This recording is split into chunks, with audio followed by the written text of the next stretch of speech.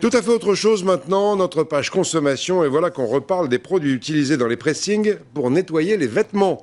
Une association se bat par exemple pour que l'utilisation du perchloroéthylène soit interdite plus vite que prévu pour les nettoyages à sec. Les voisins des pressings s'en plaignent souvent, sentent souvent l'odeur. Jean-Baptiste Bouvet et Anne Barrier. Depuis plus de 50 ans, la technique est la même.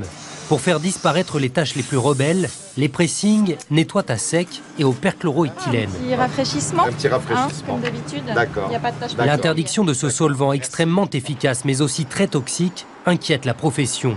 Une majorité de teinturiers considère que rien ne peut remplacer le perchloroéthylène. L'écologie, je suis pour, hein, mais qu'on me trouve un produit aussi efficace. Parce que quand je vais rendre une robe ou une veste qui a rétréci ou les taches sont restées, on va me dire, monsieur, je vais aller voir ailleurs.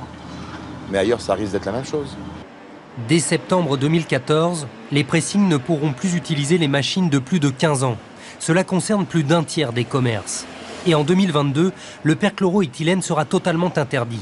Cette législation n'est pas assez stricte, jugent les associations environnementales et scientifiques. Pour ce toxicologue, spécialiste du perchloroéthylène, il y a même une urgence sanitaire. C'est un solvant, effectivement, qui se volatilise, évidemment, et qui se répand dans les étages supérieurs lorsque le pressing est allé au rez-de-chaussée.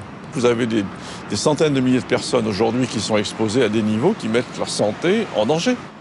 L'avenir des pressings, c'est peut-être le nettoyage au silicone, un procédé inventé aux États-Unis et qui a déjà séduit en France une quarantaine de professionnels. J'ai plus de mal de tête.